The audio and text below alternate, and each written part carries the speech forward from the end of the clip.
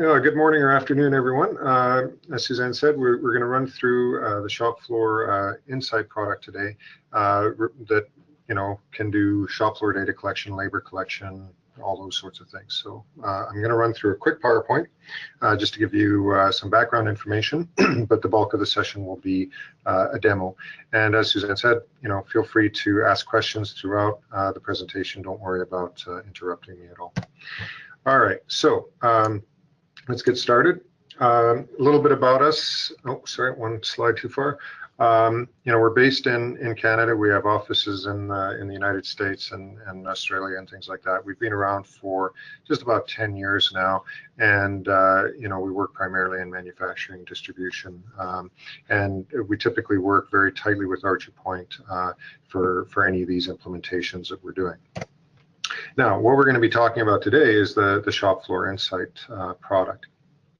And I wanted to bring up this slide just to give you a little bit of information, because we won't be able to cover off all of these different capabilities within the demo. So I'll just really briefly cover off some of these, especially the ones we're not going to be talking about too much. Some of the often overlooked capabilities of the solution are things like, a safety logbook. You can manage your safety program from within NAV using that.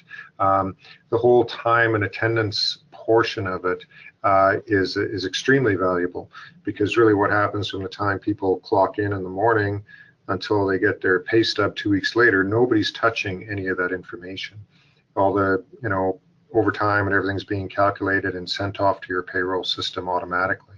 So very, very value add beyond just the standard shop floor data collection.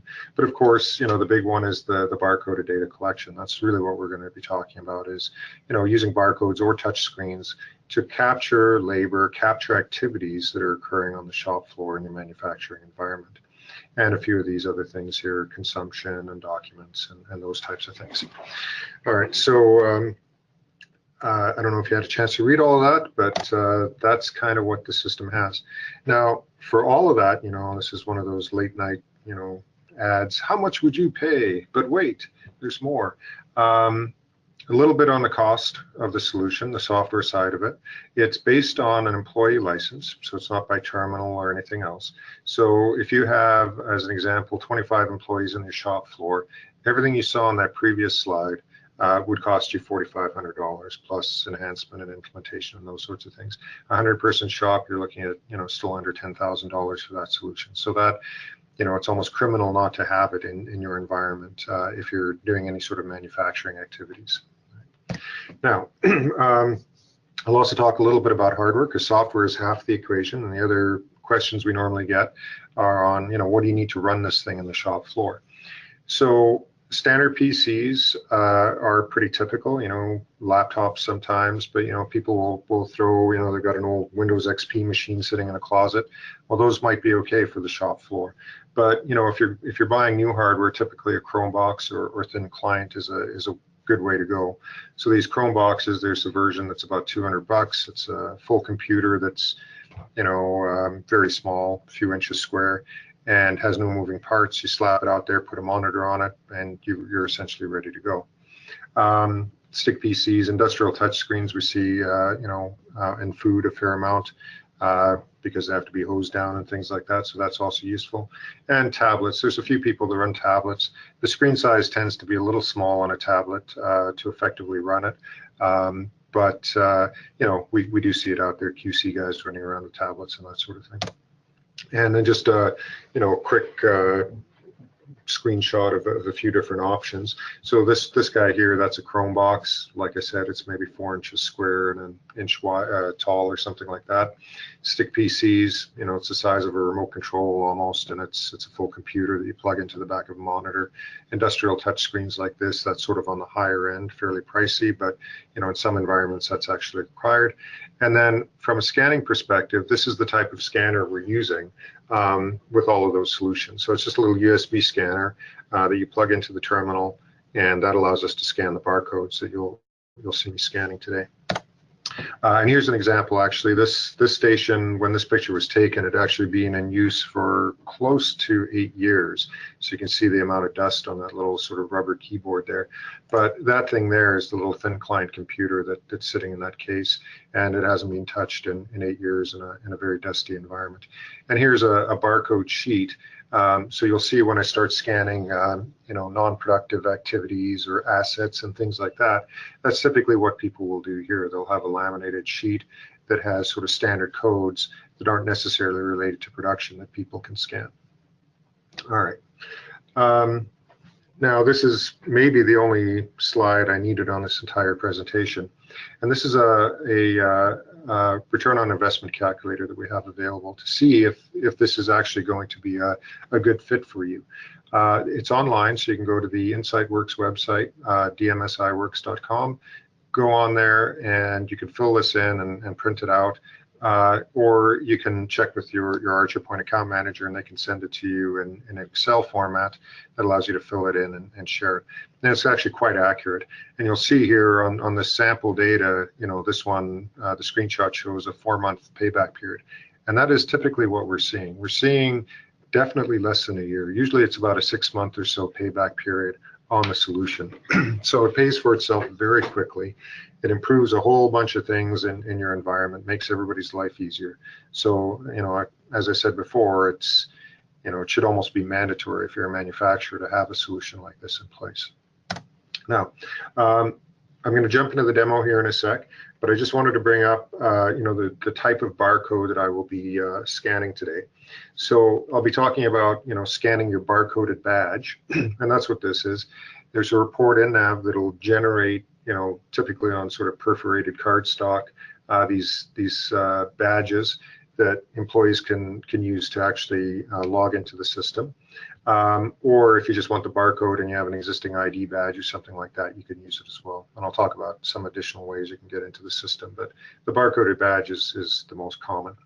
And then on the production order or job, we support production orders and jobs simultaneously. There's a traveler that has barcodes, and there's both a setup barcode and a runtime barcode. So if you are tracking setup time independently, you can have a separate barcode to scan. But you'll notice here, I've got a production order, operation 5, there's one barcode for that. That's all I'd have to scan on that particular traveler, and you'll see how that works in a sec here. There's other options as well. So there are some environments where they don't have travelers. They may have a barcode label or a sticker on the product as it moves through the facility. In cases like that, that's no problem based on, the item number, or if that barcode is the production order, and the work center they're scanning in, we can figure out what operation they're working on. So there's lots of options for doing that, but the traveler is definitely the most common approach. All right, so let's actually have a look at what that software looks like. So first thing, I'll just mention time and attendance. So we do have a simple time clock application, and this is something that is optional, comes with the system. You can use it or not as you see fit.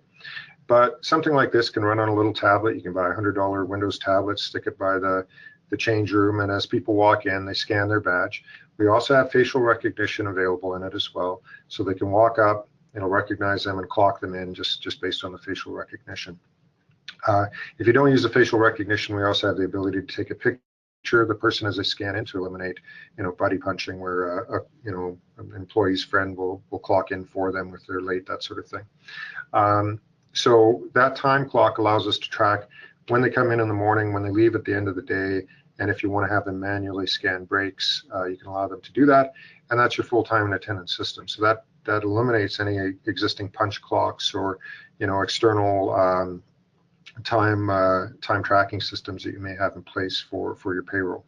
All right, and then again, based on that data, we can send that off to payroll after we've already calculated overtime and everything like that automatically. All right. And I will mention it's actually pretty quick. So here, I'll give you an example. I'm going to scan in. So I'm walking up as an employee, and I'm going to scan my badge. So I'll scan the badge, and it's set up to timeout after 3 seconds. So we can see, just change the color, put an icon there to show that I clocked in, and then somebody else can walk up behind and clock in.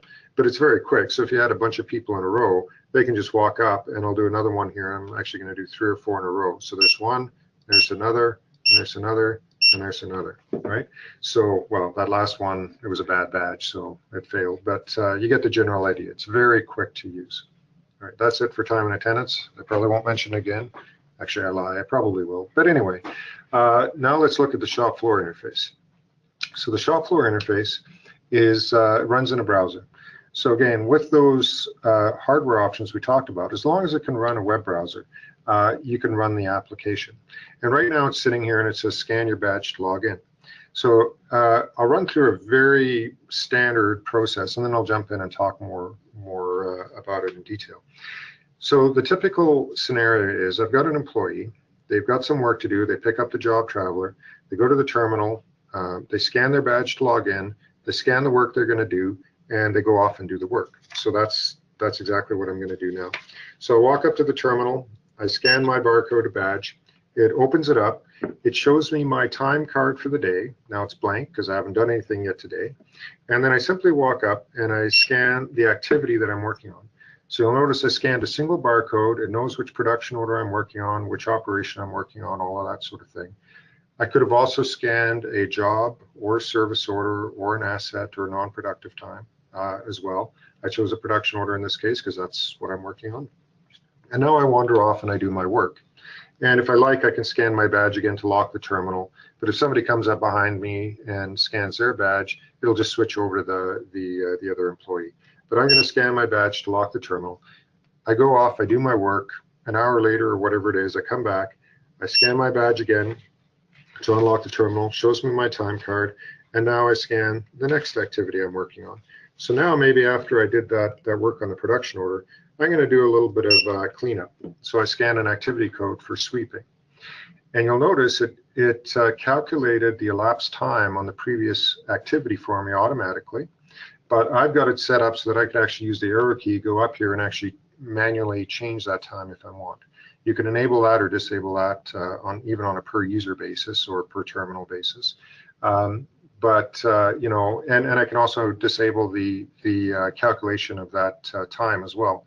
So you can have situations where, you know, your jobs or production orders, you know, somebody works on, you know, the same thing all day. Well, instead of clocking on and clocking off at the end of the day, maybe they just scan the operation they worked on and type in 7.5 hours or 8 hours or whatever it is. So you can set it up like that as well.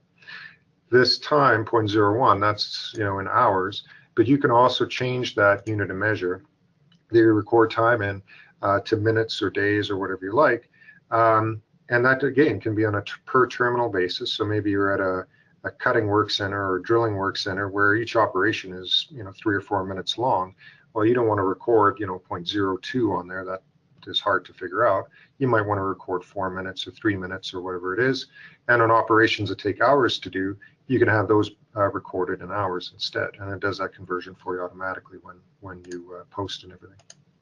Now, usually at this point, you know, I get questions about, well, can I have, you know, one person clocked into 2 production orders simultaneously? And I wouldn't have mentioned it if we couldn't. So yes, we can. So you can have the same person clocked into multiple production orders simultaneously. We can also track machine time independently of labor time. So for example, if I've got one operator running multiple machines at the same time, I can have that machine runtime going, you know, even though he's not recording his labor time against it. We also have a batching mode, which allows me to scan multiple production orders in a batch, clock off, and it'll split that time proportionally. And where that's useful is if you've got like a plasma cutting table or you know, paint booth or dip tank or something like that, where I am actually, you know, running multiple production orders simultaneously. Well, I can scan all those production orders in, like I said, 10 production orders. After an hour or two, I clock off that batch and it'll take that time, and based on whatever criteria you specify, it'll split that time proportionally across that batch. So either by quantity or expected capacity need or equally or whatever you want to do. All right. So that's a little bit on recording time. Now, the non-productive time, these are codes you can set up. you know, you can have waiting for work or first aid or any of those sorts of things. I mentioned the safety logbook earlier. So if there are incidents on the shop floor, you can actually track them in the system and have codes so people can record their time, toolbox meetings, that type of thing. We can also track time against fixed assets. So if you have millwrights in there that need to do asset maintenance, you can capture time against that. Or again, going back to the safety aspect, if you have people coming in and need to you know, do an equipment inspection before they start work every morning, you know, you can track that time against the asset as well. So again, production orders, jobs, service orders, non-productive codes, whatever you define, and fixed assets are the things that we can track time against on the shop floor. All right. Now, so far I've been scanning in. So I've walked up, I see my time card, I scan a barcode, I walk away, do the work, come back and repeat the process. So it's very simple from a shop floor perspective, you know, for employees to get a hang of this. And we found that, you know, in general, people prefer this over manual time cards, over having to write down time cards. And then, of course, the big value is this is all integrated with NAV. So this is not a separate database. It's not a separate system. This is built into NAV, which means that any of your business logic, if you've got customizations in the production world or whatever, we run that business logic in real time. All of this time I'm recording here on the shop floor is available to me in real time in NAV. So if I'm a production planner or if I'm a sales rep and I want to see what the status of a particular production order is, I can go to that production order and I can see exactly who's clocked into it, how much time is being put against it, all of that sort of thing in real time. All right. Now, again, I've been scanning travelers to get this detail, but we have a couple of other options. So one of them is a dispatch list. And a dispatch list is just a list of production orders or operations that are coming up in the schedule. This can be filtered down to individual work centers, if you like, or other criteria. But the typical use for this is, you know, let's say I've got a drilling work center or cutting work center, and I have a terminal at that work center. Regardless of who clocks into that terminal, I can have it show just all the tasks that are coming up at that particular work center for the next day or something like that. And that gives me an idea of what, you know, work I have to do there. And if you want to go with, you know, a more paperless approach or a touchscreen approach, I can just tap on one of these and then tap clock on, and it's the same as if I had scanned that barcode. Right, so for people who want to use touch screens, that gives you the ability to do that, or if you don't have, you know, barcodes at that particular station, you can do it as well. But at minimum, what it does is it gives you information about what's upcoming at that work center. The other, and we do this for production and jobs as well, so you can see all your jobs. And then the other way of looking at this is we have a graphical dispatch list as well. So this is a graphical scheduling tool. And what it allows me to do is I can see all the work that's coming up on my shop floor, and I can use this to say, okay, I can also filter it down to a specific work center or machine center, and from here I can do exactly the same thing. I can tap on that, and then I can actually clock on to that activity. So instead of seeing that grid-based dispatch list, I can see it in a more graphical format. And now for sort of the shop floor supervisors or lead hands, this is actually a, you know, execution level planning tool. So what it allows me to do is, let's say I come in, you know, and it's January 11th here or whatever, and this thing is supposed to start today, but I know I don't have the material for it, or maybe this particular work center is down, that equipment is down, let's say. So what I can actually do is I can take this and I can drag it, and maybe I drop it onto this work center, this 130. And what it'll do is it'll actually go in and it'll reschedule everything around that particular drop that I just did. So you'll notice it put this subsequent operation in front of it and reschedule that to this particular work center. So this allows you to graphically see what's going on in your environment and also manipulate it to reflect the current reality on it. Now you can go out and look at it in longer time frames, so I can see, you know, months or weeks, months or years out if I really wanted. But the intent of this is really to allow, you know, the people on the shop floor to rearrange the schedule based on the current reality of what's happening in the shop floor. Okay, so just to recap where we are, what I did was the simplest approach. I walk up, I scan my badge, I scan what I'm working on, I go off, I do my work, and I come back later and do the same thing for the next activity that I'm working on. So if that's all you need, that's really easy. It's all there. The dispatch list and the graphical stuff is just a really nice bonus for the people that need it. Now, beyond the time collection, we can obviously do a lot more related to production. So what I'm going to do is I'm going to scan another production order here and bring this up. And the first thing I'm going to illustrate is the ability to capture rework time. And rework time, I harp on this a lot because it's a very expensive activity. So let's say, you know, this wheel assembly that I'm required to do here, I did that once already and I sent it down to the next station and it came back to me to fix, to rework. And that's very expensive because let's say I spent an hour on it the first time. Well, now it comes back to me, I spent another hour fixing it, which means I lose an hour of actual time I could be working on something else. So really that hour of rework is actually costing me 3 hours of time, not including, you know, the time it took to find the problem and any, you know, things that you need to do to fix the issue in the future. So being able to capture what's rework or what's unexpected time or not is a big deal. So what I can do here is it's come back to me to redo this. I still want to track all my time against that, you know, production order and that operation, but I want to flag this as exceptional time. So what I'm going to do is I'm going to blame sales. So I scanned a root cause barcode that says, hey, it was sales' fault that I have to redo my work, you know, and these codes you define. So they could be engineering, it could be material failure, material issues, equipment failure, Joe and shipping, whatever code you want to use to track that. And what that allows you to do is now start doing some reporting. And I could say on a weekly or monthly basis, what are all the root causes of this, you know, completely unnecessary time that's occurring on the shop floor? You know, that feature right there might be enough to even pay for the system just on its own. Now, beyond that rework stuff, I'll talk about you know, some of the other things that we can do. So you notice we've got output, scrap code. So we can record output on intermediate operations. So if you want to track piece count for your intermediate operations, that sort of thing, we can do it.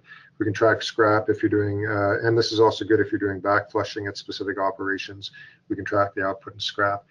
We can also do finished goods output. So you can do the finished good output here, but if it's a serialized item or something like that, we can also do output in a more comprehensive way where, you know, this is typically what people will use when they do the finished goods output. It tracks what I've output previously, you know, again, lets me enter an output quantity.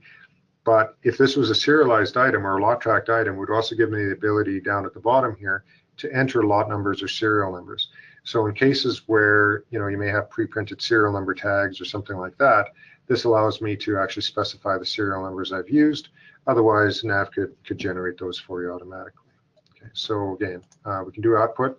We can also do consumption. So over on the right-hand side, you'll see we've got the bill of materials visible there.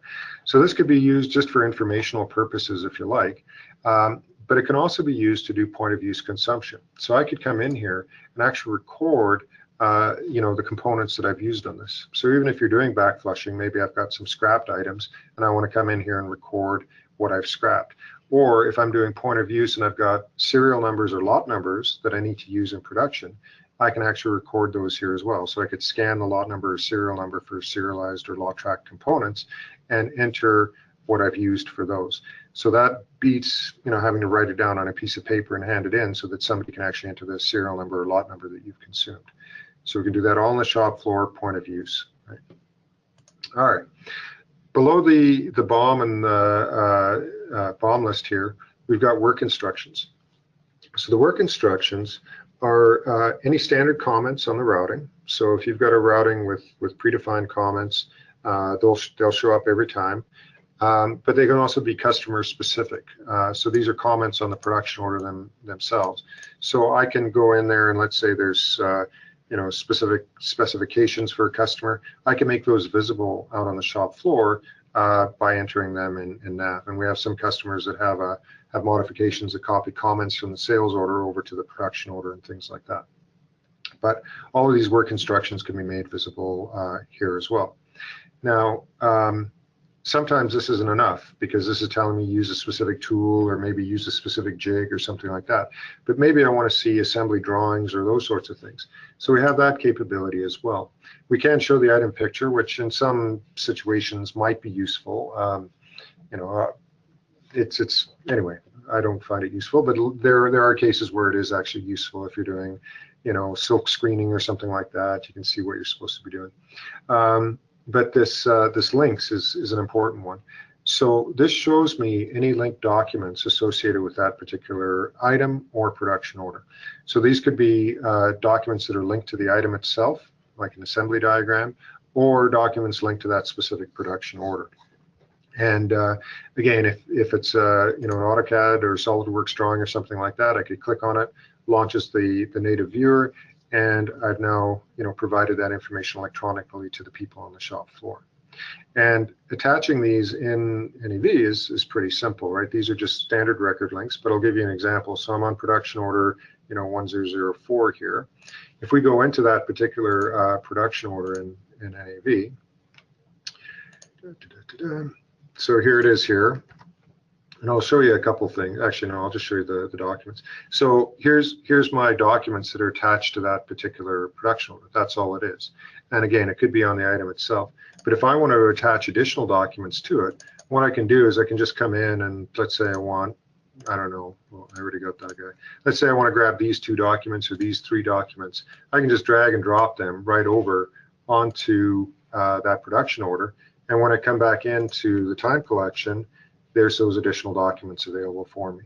So it makes it very easy to publish things to the shop floor that people need to see. Okay. While I'm in that production order, I will just mention, if I go into the routing, again, I can see exactly what's going on in that particular thing. I can see all the time associated with that production order. I can come in, I can drill down, I can see everybody that's logged in. So here's that one I just did where I did, rework sales. So I know that person is currently clocked into that operation and they're busy doing some rework on it and that sort of thing. So we've got all that real-time feedback into NAV at any point in time. All right, so let's go back to this. We talked about the record links, the work instructions, and then the last one I'll talk about is the quality inspections. So the system also allows you to define inspection checklists. So you can come in and you can define whatever checklist you want, any data types, any of those sorts of things in NAV. Within NAV, you can actually assign that to things like purchase receipts or sales shipments or people or whatever you want to associate an inspection with. On the shop floor, this applies specifically to production orders. So this inspection that I've created, I just created one called generic that has a bunch of generic data types just to illustrate what you can do. But that inspection shows up every time I create a production order with this particular criteria. So you can assign it based on the routing you're using, the work center you're at, all of those different sorts of criteria you can use to determine which test is associated with this operation. And so I can see all of this, and then I can come in here and actually record the quality information related to that particular operation. All right, so as I mentioned, I've just got some very basic data types, but you name these, you call them whatever you like, you set them up to be whatever you want them to be, and you'll notice that it keeps the status here. That again is available in NAV, so I can go in, I can see which tests have passed, which ones haven't been completed, which ones have failed. I can have retests, so that allows me to, if a test fails, I can rework it, then I can retest it and have that log of all the tests and retests and those sorts of things. So it's fairly comprehensive from an inspection perspective. Okay. All right. So again, I can do all that on the shop floor. Now, that is essentially it. On the shop floor in a nutshell. Again, people tend to get overwhelmed at this point, like, wow, there's a lot of stuff there and we don't need that in this. To take it back to the basics, if all you need to do is capture a labor, I'm scanning 2 barcodes and that's it. I walk up to the terminal, so I'm just going to scan into somebody else here. I walk up to the terminal, I scan my badge. This switches over to that new employee. So previously I was clocked in as myself, now I'm clocked in as Mary. I scan the activity I'm working on. So in this case, I'll maybe scan a job instead of a production order. So there's the job that I scanned into.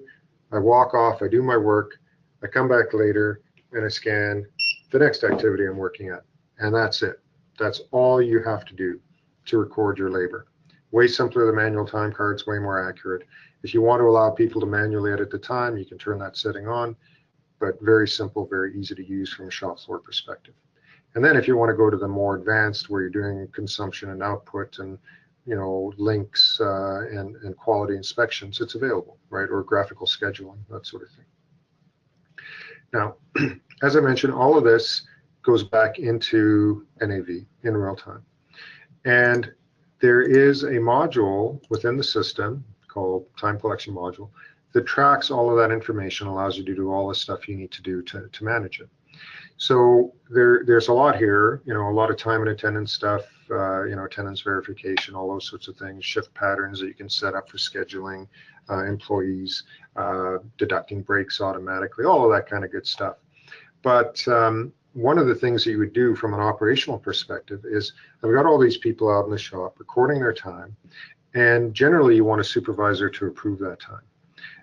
So you want to make sure that they haven't screwed up on the time cards and whatever, those sorts of things. So we do have that capability here as well, time card approvals.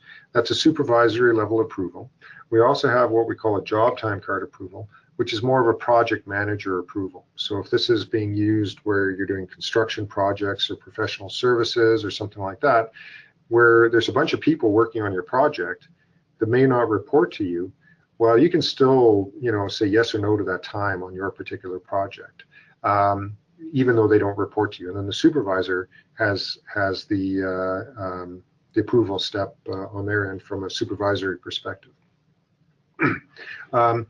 Everything that we do goes into time cards in the system, which means that people in the office can also record their time. So if you have salaried personnel and you want them to log their time, or clock in when they walk in the door in the mornings or something like that, or hourly personnel in the office, where we often see that is engineering, where you want your engineers to record their time against specific activities.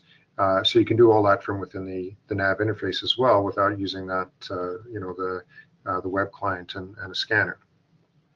And we can have weekly time cards or monthly time cards. It doesn't have to be daily. But from an operational perspective, we really do want to do daily approvals. Technically, approvals are optional, but we do want to do those daily approvals. So I'll show you that interface here real quick. And it runs in NAV, but if people out in the shop are used to working in the browser, it is available, of course, in the web browser as well. So they can come in here and do their approvals here. Clearly my nav thingy is down, but I'll show you in here. I can come in, and what it'll do is it'll show me all the employees that report to me. Now, I had no employees actually reporting to me, but I happen to be super user, so I'm going to allow myself to see everybody's time cards.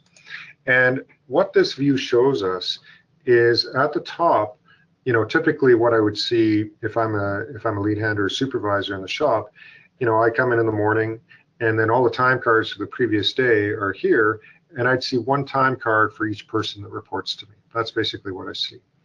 And this top list here shows me all the details about their day. So this particular person, clocked in at 11:36, they clocked out at 11:36, and they had, very little time on that particular time card. If we go down a little, we can see here somebody clocked in at 11:37, they clocked out at 1:12. Over here on the right, we can see what was rounded. So we have, for the time and attendance side, we have rounding rules that you can set up that, they clocked in at 11:37, we were nice and we rounded it down to 11:30. So from a payroll perspective, they started work at 11:30, and I didn't have any rounding on the clock out, so they worked till 1:12. So this gives us an overview of, what happened on that time card. This guy happens to be red. They're actually all red because they all have issues. So typically what would happen is a supervisor would come in, they'd find any of the red time cards, so anything where it says this validation error exists, they'd find all the red time cards, fix them up, and then approve them. And if we want to know why it's red, we look over on the right-hand side here. So over here it tells me all the details about this. So it tells me First of all, he worked more than the 8 hours he was supposed to, which is okay, or she worked more than the 8 hours she was supposed to, which might be okay. The overtime rules will pick that up, but 25 hours in a single shift, that's probably not realistic. Okay. And it also tells me that they were logged in for less time than the actual hours that they entered. So there's an issue there. These people were allowed to manually enter time, and they entered more time, 7 minutes in this case, more time than they were actually clocked in for during the day. So I can correct all of that here if I like as a supervisor and then approve it. If we look at a different time card, here it's also got some of those same issues, right? I worked less than 8 hours, and I worked 18 minutes, but I only recorded 9 minutes of time. And then down here we see the reasons. This one tells me setup time wasn't entered. So this production order required setup time, but nothing's been entered yet. This one was missing setup time, and it's also missing runtime. So as an example, if I actually come in here and enter, let's say, 2 hours of runtime on that, and now, hey, why didn't that change from red to normal? Well, now it tells me that, we expected 12 minutes of runtime on it, and he's entered 2 hours. So what do I do about this? Maybe I have to change this to rework. It already happens to be rework, but we can see all of that detail at an exception level. Once I've fixed all these time cards as the supervisor, I just hit approve and we're done, and that's it. So if I have 10 people reporting to me, that might be a 5-minute job to do all the time card approvals. So even the approvals are very quick and easy to execute. All right. So I've got about 5 minutes left here that I could keep talking for, but I don't want to bore anybody by going into some of these other things. Actually, I lied. I'm going to talk a little bit more. I'll just mention the shift patterns, because I did mention being able to scan out for breaks and things like that. And we do have the ability to define those shift patterns and any rounding rules and shift messages for the time and attendance side, like he didn't show up or he showed up when he wasn't supposed to work, those sorts of things. So we can get those exception messages for payroll personnel or supervisors. But I wanted to mention down here, we're able to automatically adjust the breaks. So if you define lunch breaks and 15-minute breaks throughout the day, we can auto deduct those from whatever they're clocked in during that period. So if you clear the shop floor at noon every day for lunch, we can just deduct that half an hour or whatever it is from the production orders or jobs or whatever they're signed into at that time. Okay, so we do have full shift pattern management, employee scheduling, all of those sorts of things. And when I say employee scheduling, where you're able to define future shifts for those employees. So maybe he's working days for 2 weeks and then nights for 2 weeks. We can come in and set up that, those shifts, and then based on which shift he clocks into, it could have different payroll implications. So maybe the night shift, he gets a shift premium or something like that. So we can handle that as well. All right. So that's essentially it. I think I'll stop while I think I'm ahead and see if there's any questions from anybody out there. We do. Thanks so much, Mark. Actually, our questions from Mark, and he'd like to know if Insight, or if Shop Floor Insight is available for NAV 4.0. Ooh, we do have a different version for NAV 4, but it doesn't have the consumption or the link documents or the work instructions. It's really just labor collection and output is what it allows you to do. But there is a version for it, yes. Great, thank you. I think I have a couple of questions for Mark, but we'll hold off until later. Next up is a question from Joe. Can handheld mobile devices be used for logging time? Technically, yes. So we can use, typically that's used for jobs, by the way. So field service personnel or people outside the 4 walls are able to use the NAV phone client to record time against jobs in the system. For production activities, typically that's not done other than a tablet maybe, but there's a couple issues with that. One is the screen real estate size. I mean, if it's just labor, it's not so bad, but if you want to see all that other information, that screen size on the phone isn't great for it. But the biggest issue is those phones get put in somebody's toolbox, or it slides under a bench or something like that, and then everybody's hunting around for a device they can use to clock into a job. So in the shop, not a great idea. For outside the shop, field service, millwrights, that sort of thing, probably not that bad. Great, thank you. What type of NAV license is required for shop floor data collection? Oh, that's a good question.